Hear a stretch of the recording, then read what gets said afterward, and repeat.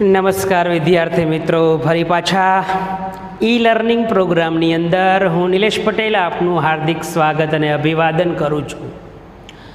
વિદ્યાર્થી મિત્રો, એસએન વિદ્યાલય શાસ્ત્રી નારાયણ સેવાદાસજી વિદ્યાલય તરફથી આપને ઘરે બેઠા આ ઈ લર્નિંગ કાર્યક્રમની અંદર ધોરણ 8 સામાજિક વિજ્ઞાન અને એ સામાજિક વિજ્ઞાનની અંદર વિદ્યાર્થી મિત્રો આપણે પાઠ નંબર 1, 3 અને 4નો અભ્યાસક્રમ પૂર્ણ કર્યો છે.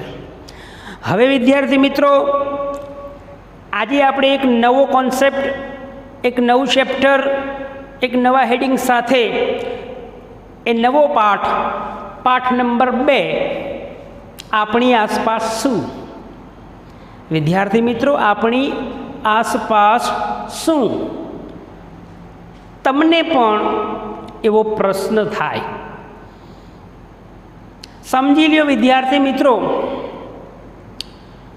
તમને એવો પ્રશ્ન ઉદ્ભવે કે સાહેબ, આપણે જે જમીન ઉપર ઊભા રહ્યા છીએ, આ જમીન ઉપર મકાન બન્યું છે, એ કેવી રીતે એનો ઉદ્ભવ થયો? એટલે વિદ્યાર્થી મિત્રો, તમારા મનની અંદર એવો પ્રશ્ન ઉદ્ભવે કે આ જમીન, આ પૃથ્વી કેવી રીતના છે. તો વિદ્યાર્થી મિત્રો, આજે આવા ઘણા બધા એવા પ્રશ્નો છે કે જે તમને ઉદ્ભવે. આપણે જે જમીન ઉપર ચાલીએ છીએ, એ જમીન કેવી રીતે બની, અથવા તો એ શું છે?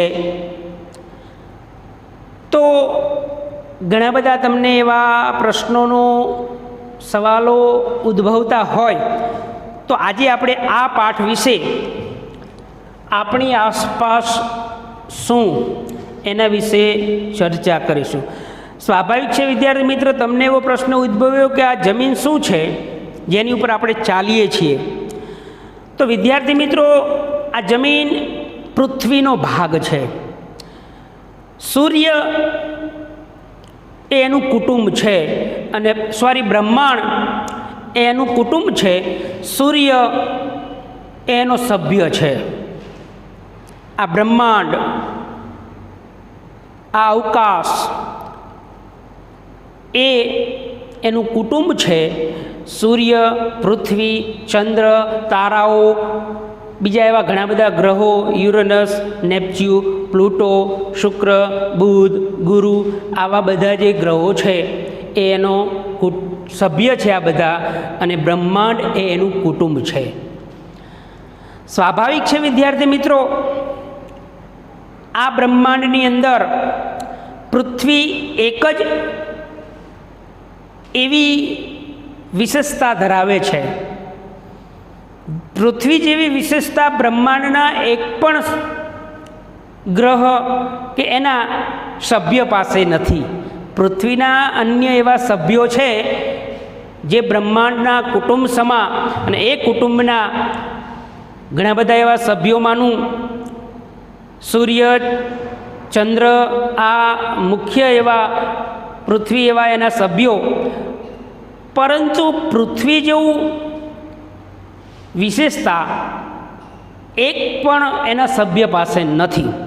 એટલે વિદ્યાર્થી મિત્રો, પૃથ્વી છે એ સજીવો માટે સૌથી અનુકૂળતા ધરાવતું પ્રદેશ છે, અને એ પૃથ્વી ઉપર જ તાપમાન, હવા અને પાણી, આ ત્રણની માત્રા જોવા મળે છે. પૃથ્વી ઉપર જ તાપમાન, હવા અને પાણી, જે સજીવો માટે જીવન જરૂરિયાતની, વિદ્યાર્થી મિત્રો, જેને કહીએ ને એની આવશ્યકતા છે, એના વગર સજીવ, માણસ નહીં, સજીવ જે કોઈ પણ વિકાસ પામે છે, જે શ્વાસોશ્વાસ લઈ શકે છે, એવા તમામે તમામ સજીવો, કીડીથી માંડી હાથી, વૃક્ષો, આ બધા જ સજીવો છે એ સજીવોને ટકાવી રાખવા માટે હવા, પાણી અને તાપમાન જરૂરી છે. તો આ ત્રણેય વસ્તુઓ સૌરમંડળમાં એટલે કે બ્રહ્માંડના આ કુટુંબની અંદર કોઈ પણ સભ્ય પાસે ન હોય એ બાબત પૃથ્વી નામના સભ્ય પાસે છે. તો એ પૃથ્વી, તાપમાન, હવા અને પાણી ત્યાં પૃથ્વી ઉપર મળે છે. બીજા એક પણ પાસે, બ્રહ્માંડના એક પણ સભ્ય પાસે આવી જરૂરિયાતો પૂર્ણ કરી શકે એવા તાપમાન, હવા અને પાણી એક પણ કુટુંબના સભ્ય પાસે બ્રહ્માંડના નથી, જે પૃથ્વી પાસે છે. એટલે પૃથ્વીની સવિશેષ ગુણ છે. હવે પૃથ્વી જ્યારે છૂટી પડી વિદ્યાર્થી મિત્રો, ત્યારે એ અગનગોળા સ્વરૂપે હતી. પૃથ્વી જ્યારે એ છૂટી પડી બ્રહ્માંડની અંદરથી, ત્યારે એક અગનગોળા સ્વરૂપે, ખૂબ ધગધગતા લાવા સ્વરૂપે હતી. એક ગરમ હતી અને એ પૃથ્વી ગરમ હોવાના કારણે જ્યારે એ અગનગોળા સ્વરૂપે હતી ત્યારે એ તેમાંથી છૂટી પડી. પરંતુ જેમ જેમ વિદ્યાર્થી મિત્રો તેમાંથી ધીરે ધીરે અલગ અલગ તત્વોનું નિર્માણ થયું અને એ તત્વોનું નિર્માણ થવાની પ્રક્રિયા ઘણા બધા વર્ષો સુધી ચાલી. એ ઘણા બધા વર્ષોના સમયગાળા પછી આ પૃથ્વીનો ઉપરનો જે પોપડો છે, જે સફરજનની છાલ આકારનો પોપડો, એ ધીરે ધીરે ઠંડો પડવા લાગ્યો અને એ ઠંડો પડવાના કારણે તેમાંથી ઘણા બધા અલગ અલગ એના સ્વરૂપો બનતા ગયા. તો વિદ્યાર્થી મિત્રો, સૌપ્રથમ આ પૃથ્વીની અંદર જે અગનગોળા સ્વરૂપે હતી એ ધીરે ધીરે કાળક્રમે સમયાંતરે એ ઠંડી પડવાના કારણે તેમાંથી કેટલાક તત્વો બન્યા, જેમાંનું ઘન સ્વરૂપ જે આપણને જોવા મળ્યું,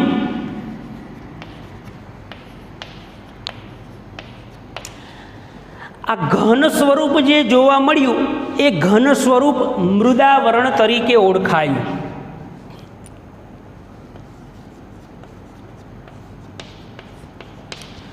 પૃથ્વી અગનગોળા સ્વરૂપે કાળક્રમે એ ઠંડી પડી અને પરિણામે એની અંદર જે ઘન સ્વરૂપે તત્વ બન્યું એ તત્વ મૃદાવરણ તરીકે ઓળખાયું.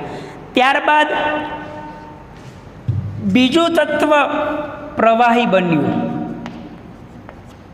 અને એ પ્રવાહી તત્વ બન્યું અર્ધ પ્રવાહી, પ્રવાહી તત્વ બન્યું, જે તત્વ જલાવરણ તરીકે ઓળખાયું. વિદ્યાર્થી મિત્રો, એટલે પૃથ્વીની અંદર અલગ અલગ પ્રક્રિયાના પરિણામ સ્વરૂપે ઘન પદાર્થ જે બન્યો કાળક્રમે ઠંડો પડવાના કારણે, એ પરિણામ સ્વરૂપે હજારો, કરોડો, લાખો વર્ષની પ્રક્રિયાના અનુસંધાને આ પૃથ્વીમાં જે ઘન સ્વરૂપ બન્યું, જે મૃદાવરણ તરીકે ઓળખાયું, પ્રવાહી સ્વરૂપ બન્યું, પ્રવાહીમાં એ જલાવરણ તરીકે ઓળખાયું. જ્યારે કેટલાક તત્વો છે વાયુ સ્વરૂપે, તો એ વાયુ સ્વરૂપે બન્યા, એને વાતાવરણ. અને એ ઘન સ્વરૂપ, પ્રવાહી સ્વરૂપ, વાયુ સ્વરૂપ, જેનું મૃદાવરણ, જલાવરણ અને વાતાવરણ બનવાના કારણે આ બધી જ અનુકૂળતાઓ પૃથ્વી ઉપર ઊભી થઈ અને એ પરિણામ સ્વરૂપે ત્યાં જીવસૃષ્ટિનું નિર્માણ થયું. તો તો એ જીવસૃષ્ટિના કારણે જીવાવરણ થયું.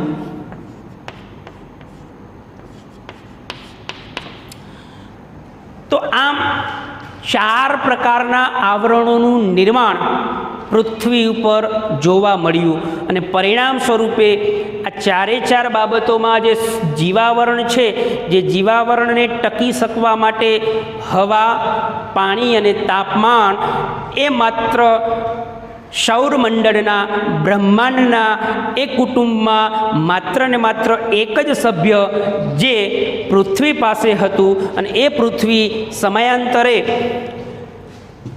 ઘણી બધી પ્રક્રિયાના અનુસંધાને પૃથ્વી પર 4 પ્રકારના આવરણો જોવા મળ્યા, જેમાં મૃદાવરણ, જલાવરણ, વાતાવરણ અને જીવાવરણ.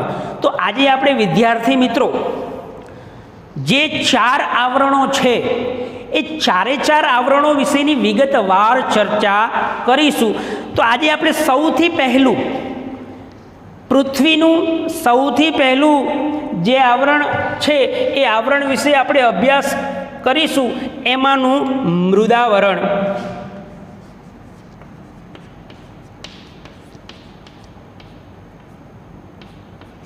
આ મૃદાવરણ વિશે અભ્યાસ કરીશું. પરીક્ષામાં પૂછાય મૃદાવરણ એટલે શું, અને આ મૃદાવરણ વિશે ટૂંકમાં લખો અથવા ટૂંકમાં જણાવો. 2 ગુણમાં પૂછાય, 3 ગુણમાં પૂછાય. તો મૃદાવરણની શું હોય છે, કોને મૃદાવરણ કહેવાય, તો એની આપણે ચર્ચા કરીએ. સૌથી પહેલું તો વિદ્યાર્થી મિત્રો આપણે જે પૃથ્વીના જે ભાગ ઉપર રહીએ છીએ એ ભાગ પર વસવાટ કરીએ છીએ. પૃથ્વીનો જે ભાગ છે, જે મેં તમને કીધું કે ઉપરનો ભાગ જે સફરજનની છાલ આકારે છે, જે ઠંડો પડેલો ઘન સ્વરૂપે જોવા મળે છે, એ મૃદાવરણ છે. એટલે કે આપણે પૃથ્વીના જે ભાગ પર વસવાટ કરીએ છીએ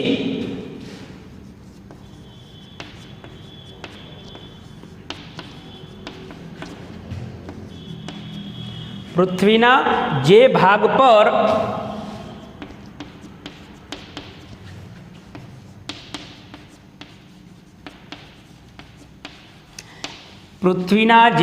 પર વસવાટ કરીએ છીએ તે ભાગને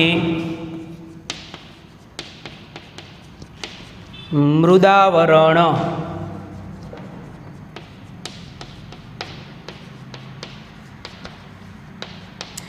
સીધું અને સરળ છે વિદ્યાર્થી મિત્રો. જે પૃથ્વીના આપણે ભાગ ઉપર વસવાટ કરીએ છીએ એ ભાગને આપણે મૃદાવરણ કહીએ છીએ. નંબર 2, આ મૃદાવરણ એનો અર્થ, મૃદાવરણ એટલે શું? મૃદ એટલે માટી,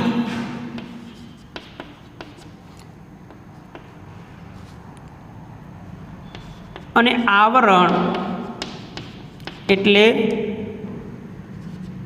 પડ. મૃદાવરણ કોને કહેવાય? મૃદ એટલે માટી અને આવરણ એટલે પડ, ભેગું થાય એટલે મૃદાવરણ. એટલે કે જે માટીનું પડ છે વિદ્યાર્થી મિત્રો, જે માટીનો પોપડો છે એને આપણે મૃદાવરણ કહીએ છીએ. એથી આગળ મૃદાવરણની વિશેષ માહિતી લેવી હોય તો વિદ્યાર્થી મિત્રો પૃથ્વી ઉપરનો પોપડો માટી અને ખડકોનો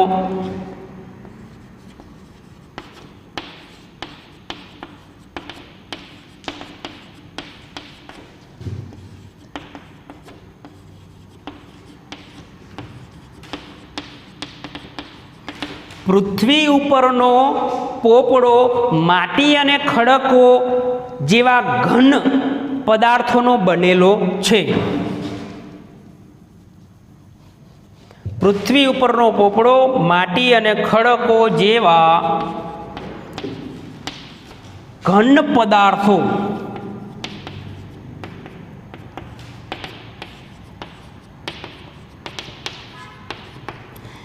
આ મૃદાવરણ જે પૃથ્વી ઉપરનો જે પોપડો છે એ પોપડો જે માટી અને ખડકો જેવા ઘન પદાર્થોનો બનેલો છે, જેને આપણે મૃદાવરણ કહીએ છીએ. તેથી આપણે આ મૃદાવરણ છે, જે મૃદાવરણ ઘન પદાર્થોનો બનેલો છે, તેથી તે ઘનાવરણ અથવા તો તેને શિલાવરણ તરીકે પણ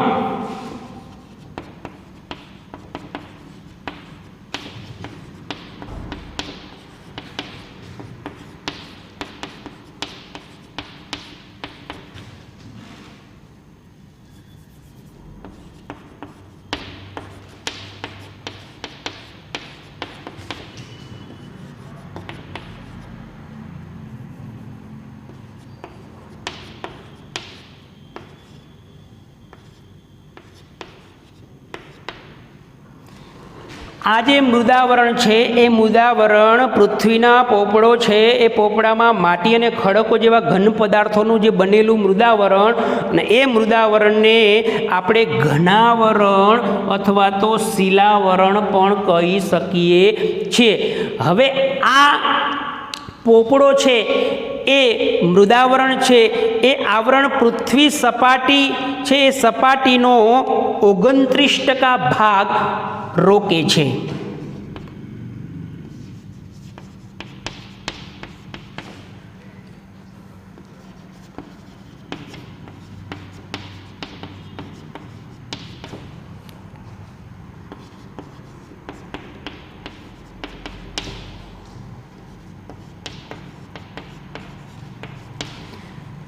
મૃદાવરણ પૃથ્વી સપાટીનો 29% ભાગ વિદ્યાર્થી મિત્રો રોકે છે. અને એથી વિશેષ વાત કરીએ તો આ મૃદાવરણ છે એ આશરે લગભગ પૃથ્વીના જે પોપડો છે એ પૃથ્વીનો પોપડો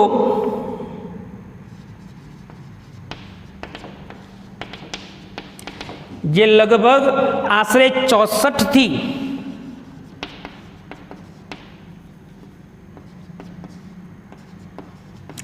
100 કિલોમીટર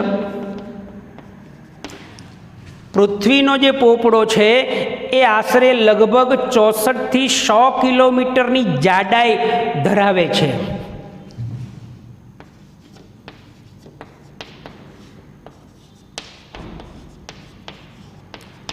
100 કિલોમીટરની આ જાડાઈ પૃથ્વીનો પોપડો ધરાવે છે. હવે આ પોપડો છે એ બધી જગ્યાએ એક સરખી જાડાઈ ધરાવતો નથી.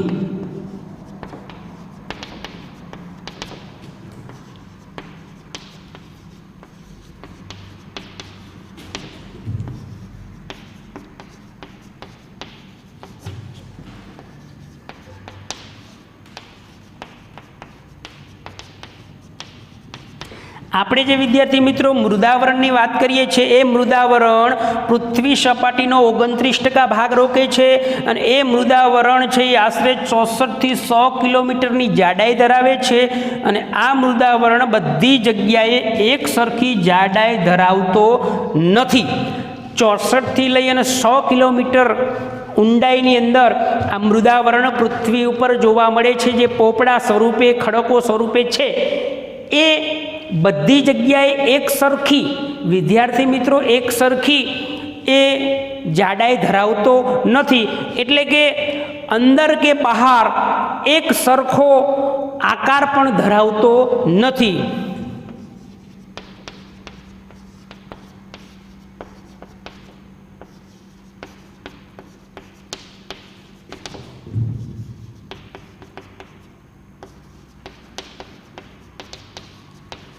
અંદર કે બહાર એક સરખો આકાર પણ ધરાવતો નથી. એથી આગળ વિદ્યાર્થી મિત્રો મૃદાવરણની વાત કરીએ તો આ આવરણ ખડકો અને જૈવ દ્રવ્યોનો બનેલો છે. આ આવરણ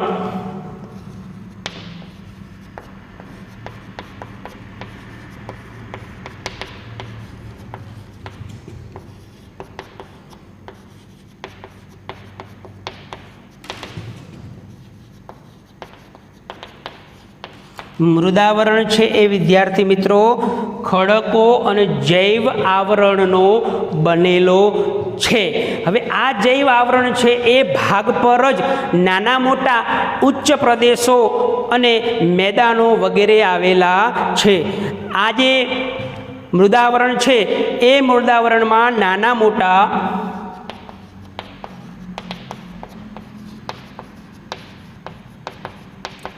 ઉચ્ચ પ્રદેશો અને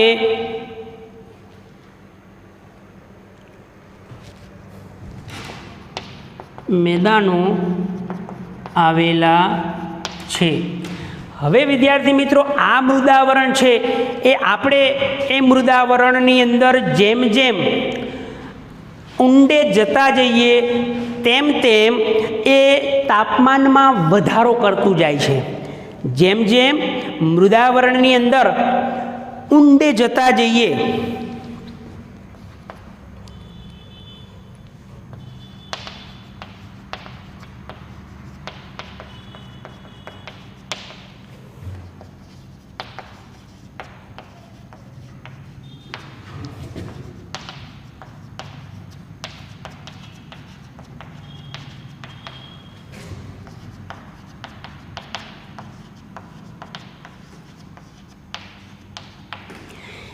એ મૃદાવરણની અંદર જેમ જેમ આપણે ઊંડા જતા જઈએ તેમ તેમ મૃદાવરણની અંદર વિદ્યાર્થી મિત્રો એના તાપમાનમાં વધારો થતો જાય છે. તો આટલી બાબત સવિશેષ મૃદાવરણ વિશેની માહિતી છે, જે માહિતી 2 ગુણમાં 3 ગુણની અંદર પણ પૂછાય, 1 ગુણમાં પણ આની અંદરથી ઘણું બધું પૂછી શકાય છે. એટલે કે મૃદાવરણનો અર્થ શું થાય? મૃદુ એટલે શું? તો મૃદુ એટલે માટી, આવરણ એટલે પડ. હવે મૃદાવરણ કોને કહેવાય? તો કે પૃથ્વી જે ભાગ પર વસવાટ કરીએ છીએ, પૃથ્વીના જે ભાગ પર આપણે વસવાટ કરીએ છીએ તે ભાગને વિદ્યાર્થી મિત્રો મૃદાવરણ કહેવાય છે. હવે પૃથ્વીનો પોપડો માટી અને ઘન જેવા માટી અને ખડકો જેવા ઘન પદાર્થોનો બનેલો છે. આ પૃથ્વીનો મૃદાવરણ શેનું બનેલું છે? તો કે માટી અને ખડકો જેવા ઘન આવરણની. એટલે અહીંયા આપણે જે વાત કરી ઘન સ્વરૂપે શું મળ્યું? તો કે મૃદાવરણ. તો એ ખડકો અને માટીનું જે આવરણ છે એ પદાર્થોનું બનેલું આ મૃદાવરણ છે.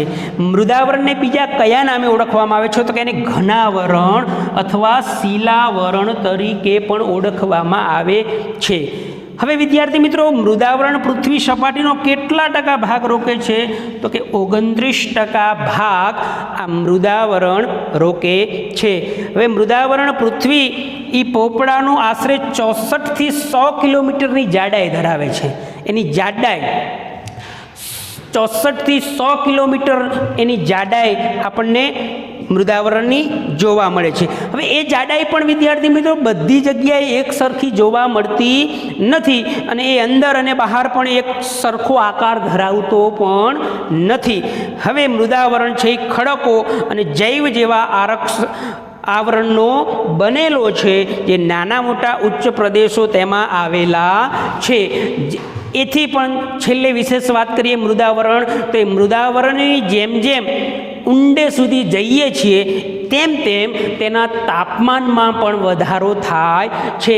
તો વિદ્યાર્થી મિત્રો આજે આપણે આ લેક્ચરની અંદર ઘન સ્વરૂપે જોવા મળતું મૃદાવરણ અને એ મૃદાવરણ વિશેની માહિતી મેળવી. હવે આવતા લેક્ચરની અંદર થોડુંક મૃદાવરણની વિશેષ વાત કરશું અને એ મૃદાવરણ આપણને કઈ કઈ રીતે ઉપયોગી છે, એના ઉપયોગો પણ ઘણા બધા છે. તો 2 ગુણની અંદર પ્રશ્ન પૂછાય કે મૃદાવરણના ઉપયોગો જણાવો, તો એ આવતા નેક્સ્ટ લેક્ચરની અંદર આપણે એના ઉપયોગો વિશે અને બીજી ઘણી બધી એવી વિશેષ માહિતી વિશે મૃદાવરણ વિશે સમજીશું. ત્યાં સુધી હું આપની રજા લઉં છું. જય હિન્દ, જય ભારત.